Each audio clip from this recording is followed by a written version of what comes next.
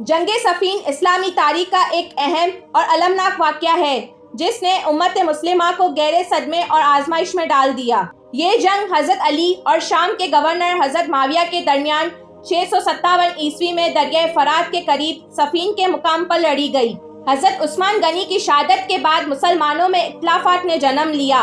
حضرت علی نے خلافت سنبھالی تو ان کے سامنے سب سے بڑا چیلنج حضرت عثمان غنی کے قاتلوں کو انصاف کے کٹہرے میں لانا تھا، مگر حضرت علی کا نظریہ یہ تھا کہ پہلے امت میں امن و امان قائم کیا جائے، اس کے بعد قاتلین کی تفتیش کی جائے۔ دوسری طرف حضرت معاویہ جو کہ حضرت عثمان غنی کے قریبی رشتہ دار تھے، فوری انصاف کا مطالبہ کر رہے تھے۔ حضرت علی نے حضرت معاویہ کو صلح کی دعوت دی، مگر بات نہ بن سکی۔ معاملہ اس قدر بڑھ گیا کہ دونوں اطراف کے لشکر صفین کے میدان میں ایک دوسرے کے سامنے آ گئے۔ حضرت علی ہمیشہ صلح کے خواہاں رہے اور چاہتے تھے کہ بات چیت کے ذریعے مسئلہ حل ہو جائے، مگر اختلافات نے جنگ کی صورت اختیار کر لی۔ دونوں طرف کے لشکر کئی دنوں تک ایک دوسرے کے سامنے ڈٹے رہے اور بالآخر جنگ شروع ہو گئی۔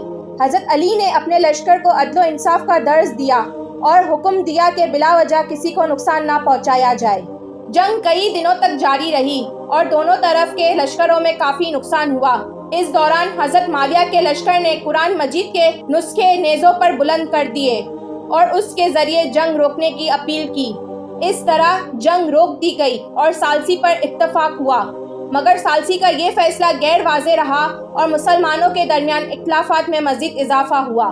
جنگ صفین کا نتیجہ یہ نکلا کہ امت مسلمہ میں مزید تفرقہ پیدا ہوا اور خوارج جیسے گروہ وجود میں آئے۔ حضرت علی نے اپنے دور خلافت میں ہمیشہ اتحاد اور انصاف کے اصولوں پر قائم رہنے کی کوشش کی، مگر سیاسی حالات نے انہیں ایسی صورتحال میں ڈال دیا جس میں فرقہ واریت مزید بڑھ گئی۔ جنگ صفین ہمیں یہ سبق دیتی ہے کہ اتحاد اور صلح کسی بھی معاشرے کے لیے کتنی اہم ہوتی ہیں۔ حضرت علی کی حکمت، عدل اور صلح کی خواہش ہمارے لیے مشعل راہ ہے۔ حضرت علی کی زندگی اور ان کا طرز عمل ہمیں یہ سکھاتا ہے کہ اختلافات کو ہمیشہ حکمت، صبر اور صلح کے ذریعے حل کرنے کی کوشش کرنی چاہیے تاکہ امت میں انتشار اور تفرقہ پیدا نہ ہو۔